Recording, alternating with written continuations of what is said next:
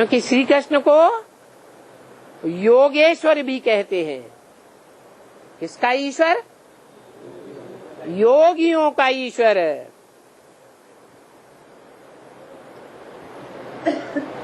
वास्तव में कहना चाहिए योगियों का मॉनिटर,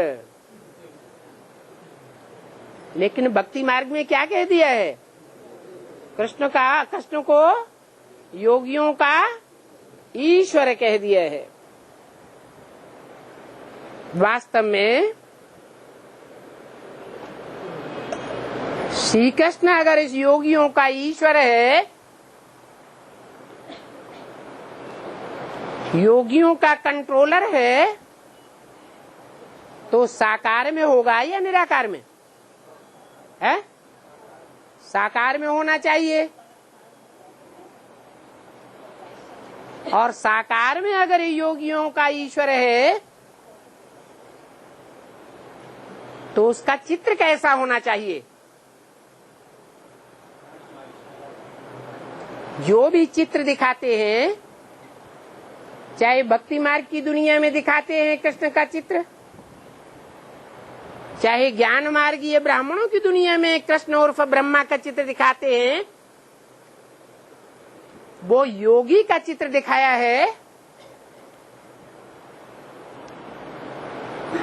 या साकारी रूप में चित्र दिखाया है?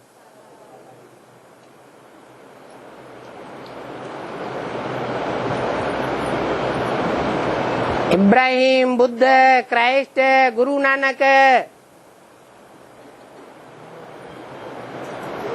ये अपने अपने धर्मखंड के पिता हैं।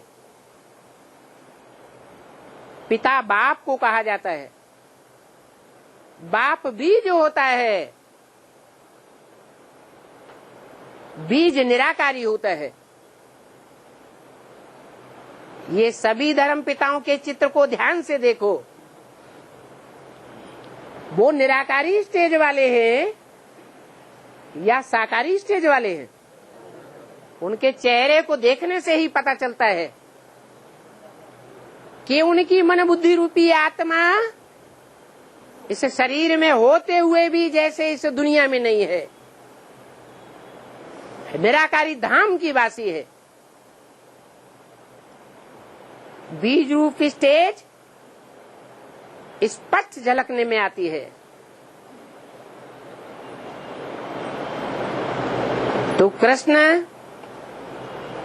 अगर योगियों का ईश्वर है तो उसकी स्टेज भी कैसी होनी चाहिए?